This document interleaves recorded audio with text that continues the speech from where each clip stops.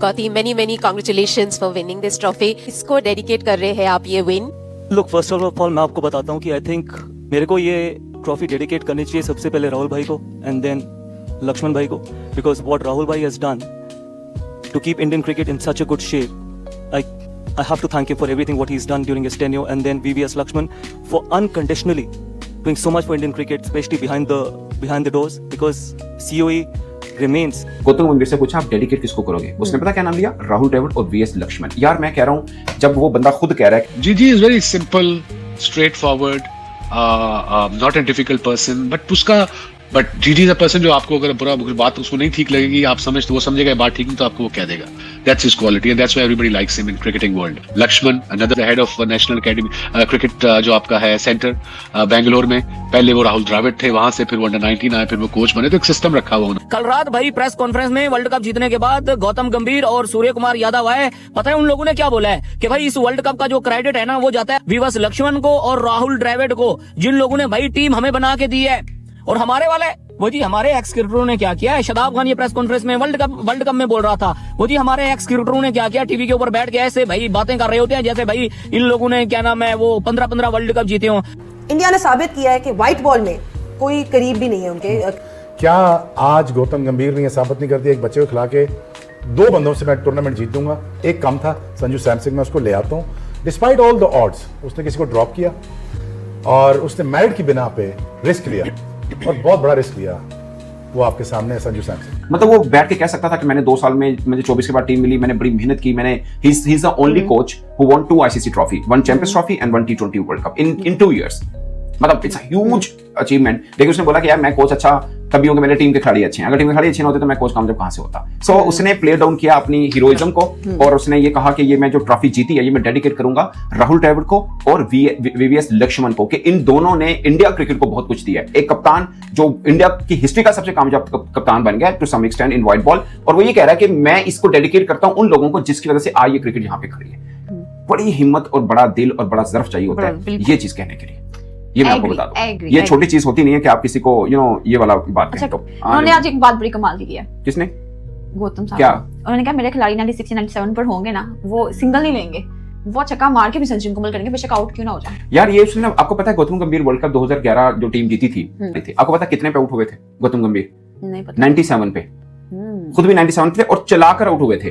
बतौर क्रिकेटर आप ऐसा करते हैं तो बतौर कोच भी आप यही चाहेंगे कि मेरा कोई भी खिलाड़ी हो. अच्छा, गौतम और सूर्य कुमार यादव ने इकट्ठी प्रेस कॉन्फ्रेंस की है. मैच के बाद बनती थी दोनों की, 2 ही बड़े थे और बड़ी अरसे के बाद गौतम गंभीर को मैंने हंसते हुए देखा है, वरना तो वो ऐसे ही होता है बस सड़ा हुआ. वो तो बल्कि वो रील भी बनाई उसने, क्या नाम है उसका, अर्शदीप ने. मैंने कहा पाजी कभी हासिल लिया करो. अच्छा. वो कह रहा सिंग इज किंग, मतलब मजाक कर रहे थे एक दूसरे के साथ. अच्छा, रील से मुझे याद है प्रेस कॉन्फ्रेंस में रील पे सवाल भी हुआ.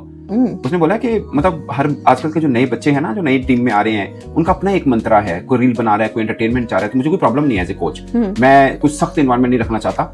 मतलब हम वैसे मतलब हम दूर बैठे ये सोचते हैं कि यार गौतम गंभीर बड़ा टफ कोच है और सख्त है, हंसता नहीं है, मुस्कुराता नहीं, सब बात करते हैं, इनके कमेंटेटर से बात करते हैं. बट उसने मतलब शक्ल से भले सख्त लगता हो बट टीम के अंदर थोड़ी सी लीनियंसी रखी हुई है शक्ल से बेशक दिल से नरम है. और फिर उसने एग्जांपल दी संजू की. उसने बोला संजू एक में 97 कर रहा है, एक में 89 पे 2 दफा वो आउट हुआ है. उसने कहीं भी लालच नहीं की कि मैं 100 की तरफ जाऊं. फिर उसने गौतम ने कहा कि मेरे होते हुए टीम में पर्सनल माइलस्टोन कुछ नहीं होगा. मैं 98 को भी सेलिब्रेट कर लूंगा, 97 को भी कर लूंगा, उतना ही करूंगा जितना मैं 100 को करूंगा. तो मुझे कोई मसला नहीं कि किसी खिलाड़ी का 98 है या 90. वो कह रहा है कि एज ए कोच मैं उसके 97 98 को भी 100 ही काउंट करूंगा. ये बड़ी टेक्निकल बात है उसने जो की थी गौतम ने. और गौतम ने बिल्कुल सही कहा कि पिछले 1.5 साल में आपको हमारी टीम में ऐसा नहीं नजर आएगा कि कोई 97 पे खड़ा है तो ऊपर सिंगल लेके निकल जाए पतली गली से कि मैं 100 कर लूं. ऐसा नहीं होगा. वो हिट मार के ही 100 करने की कोशिश करेगा. मैं बता रहा हूँ गौतम गंभीर की सोच ये वाली बहुत अच्छी है कि वो कहता है टीम स्टार होनी चाहिए, खिलाड़ी स्टार की जरूरत नहीं है. मतलब हम पहले समझते थे यार ये क्या बात है, स्टार खिलाड़ी से तो टीम बनती है, बट एक्चुअली में वो जो कहना चाह रहा था उसकी मतलब समझ अब आ रही है. सो गौतम ने भी एक्चुअली में वही एनवायरनमेंट क्रिएट किया. आप सोचिए सेमीफाइनल वर्ल्ड कप ऐसा लग रहा है जैसे बायलैटरल सीरीज का कोई मैच है, कोई परवाही नहीं है. वर्ल्ड कप फाइनल परवाही नहीं है. 6 ओवर में मतलब पावर प्ले में दोनों साइड पे भारत ने as a batting as a bowling दोनों पे मैच खत्म पावर प्ले में कर दिया. गंभीर ने भी माइंडसेट चेंज करा. अर्शदीप ने पहला ओवर करा, दूसरा पांड्या ने, फौरन तीसरा आप देख लें चेंज कर दिया उसने. तो ये होती है टैक्टिक्स जिसको बोलते हैं ना, मतलब जहन से सामने वाले का तोड़ कर दिया. अक्सर ने आउट कर दिया, कामयाब हो गया. तो हर बंदा यहाँ जो है ना डोनाल्ड ब्रैडमैन बना होता है. टके का पता किसी को है नहीं कि क्रिकेट चलानी किस तरह और करना क्या है. हालात इस तरह के कर दिए आपकी क्रिकेट मर गई बेसिकली. और आखिर में क्या खूबसूरती से साथ वो इज्जत देते अपने बड़ों को, क्या खूबसूरती के साथ अपने तीनों कप्तानों को बुलाया हुआ.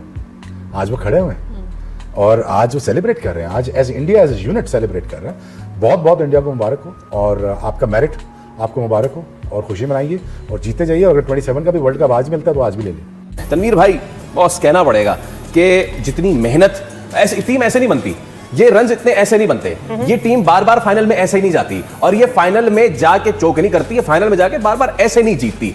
मेहनत लगती है पीछे, मजबूत सिस्टम खड़ा होता है पीछे, उसके बाद ये सारी जीतें मिलती हैं। देखिए, सबसे पहले तो मुबारकबाद इंडियन टीम को। और व्हाइट बॉल क्रिकेट का कोई मुकाबला नहीं आपका, किसी टीम का कोई आपका मुकाबला है ही नहीं, दूर दूर तक कोई मुकाबला नहीं है, इसमें कोई शक ही नहीं है। जब तक सिस्टम नहीं होगा आपकी टीम खड़ी हो ही नहीं सकती। उसके बाद हमारे सिस्टम में ये लड़के मुल्क छोड़ छोड़ के चले जाते हैं, उनके सिस्टम में ऐसा नहीं है, क्योंकि उन्होंने होल्ड किया हुआ, पैसा देके अच्छे टैलेंट को वहाँ रोका हुआ है। उसके बाद सिस्टम से रोहित शर्मा छोड़ देता है, सिस्टम से विराट कोहली निकल जाता है, सिस्टम से जडेजा निकल जाता है, सिस्टम से अश्विन निकल जाता है, सिस्टम से शमी निकल जाता है, अनफिट भी हो जाते हैं, आ भी जाते हैं, फिर भी जितवा के चले जाते हैं। ठीक है, तो जब ये 5-6 प्लेयर भी निकल गए, उसके बाद क्या हुआ?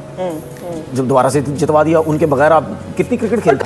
ठीक है, हमारी सोच डिफरेंट है, उनकी सोच डिफरेंट है। वो कहते हैं नहीं जी, तेज वेज नहीं चाहिए, स्किल्स वाला बॉलर चाहिए, लाइक बुमराह या और दो, हमें मैचेस जितवा के दो, हमें आउट करके दो, हमें मार ज्यादा नहीं खानी है। तो भाई सिस्टम उनका इतना स्ट्रांग है। एक टाइम तो हम कहते थे ऑस्ट्रेलिया का सिस्टम है, इंग्लैंड का सिस्टम है, फलाना सिस्टम है, वो सिस्टम है।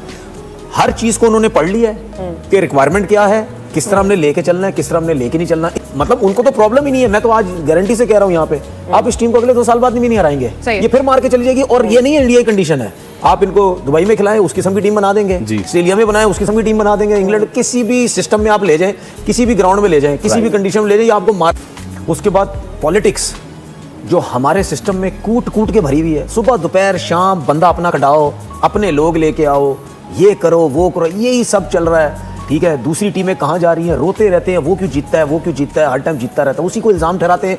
अपनी मर्जी से आईसीसी, अपनी मर्जी से बीसीसी, अपना मर्जी से सब कुछ, वो सब कुछ लेके चला जाता है। मतलब राहुल ड्राविड अंडर 19 बच्चों की कोचिंग, फिर ये टीम के साथ कुछ खिलाड़ी को उसने ग्रूम किया, और वीएस लक्ष्मण ने सेम किया। तो उसने बोला कि ये नर्सरी मुझे नीचे से वो दे रहे हैं। अगर मेरे से कोई पूछेगा ना कि इनकी प्रेस कॉन्फ्रेंस में टॉप ऑफ द लाइन कौन सी बात होनी चाहिए, तो मैं कहूंगा जो इसने ये कहा कि मैं इस जीत को राहुल ड्राविड और वीएस लक्ष्मण को डेडिकेट करता हूं। It's a huge line. देखा है ना कैसे मारा इंडिया ने, देखा कैसे हलाल किया इंडिया ने। ये है क्रिकेट, कोई सीखना चाहिए, कोई शर्म करनी चाहिए। और फील्ड के अंदर हमारा हाल ये है कि भीगी बिल्ली की तरह हमारा उनके साथ कोई मैच नहीं है। 10 मैच खेलो आप भारत के साथ, आपको 8 हराएगी, 2 भी जब वो इजी ले लेगी तब आप जीत जाओगे। यही आपका हाल है, यही आपकी रियलिटी है।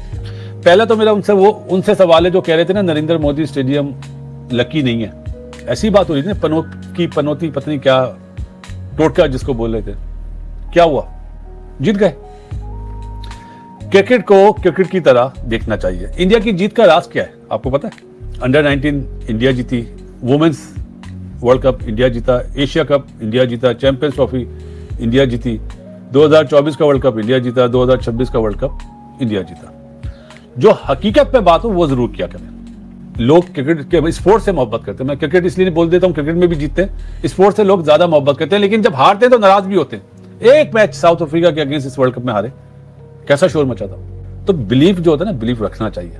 लेकिन इंडियन की क्रिकेट बहुत ऊपर है, देखें उनकी सोच ऊपर है, उनका सिस्टम अच्छा है, ये बात माना करें कि सिस्टम को, आपको किसी टीम को हराना है तो पहले उनका जो प्लान है उसको तोड़ा जाता है। कोई इंडिया का प्लान तोड़ ही नहीं सकता। तो ये बिग अचीवमेंट है। 31 मैचों में सिर्फ 2 मैच आ रहे हैं यार आईसीसी इवेंट के, एक 2023 में फाइनल और एक ये साउथ अफ्रीका वाला मैच। मुश्किल है इन्हें हराना, इस टीम को सिर्फ इंडिया ही हरा सकती है। हेलो दोस्तों, मैं हूं जीशु और आप देख रहे हैं मेरा चैनल क्रिक नोवा 360। आज हम बात करने वाले हैं भारत की शानदार जीत और उस पर दुनिया भर की रिएक्शन के बारे में। भारत की इस जीत से सिर्फ भारत ही नहीं बल्कि कई देशों में खुशी के माहौल देखने को मिल रहा है। अफगानिस्तान में भी कई जगह लोग भारत की जीत पर जश्न मनाते हुए नजर आए। इस जीत के बाद क्रिकेट दुनिया में भी कई बड़े बड़े रिएक्शन सामने आ रहा है। कई एक्सपर्ट का मानना है कि भारत की टीम आजकल बहुत ही मजबूत और बैलेंस्ड हो गया है। उधर पाकिस्तान की मीडिया भी इस जीत को लेकर कई तरह की बातें ही हो रही है। कुछ लोग भारत की परफॉर्मेंस की तारीफ कर रहे हैं तो कुछ लोग इस पर गर्मा गर्म आलोचना कर रहा है। दोस्तों, भारत की इस कामयाबी के पीछे टीम वर्क, डिसिप्लिन और स्ट्रॉन्ग क्रिकेट सिस्टम का बड़ा हाथ है। इसलिए भारत बराबर बड़े मैचों में अच्छा परफॉर्मेंस कर पाता है। तो दोस्तों, आपको क्या लगता है, क्या भारत की इस टीम इस वक्त दुनिया की सबसे मजबूत टीम बन गई है? कमेंट में ज़रूर बताइए, मैं आपका हर कमेंट पढ़ूंगा। और अगर आपको ये वीडियो पसंद आए तो वीडियो को लाइक करना, शेयर करना और चैनल क्रिक नोवा 360 को सब्सक्राइब करना बिल्कुल ना भूले। धन्यवाद दोस्तों, मिलते हैं अगली वीडियो में एक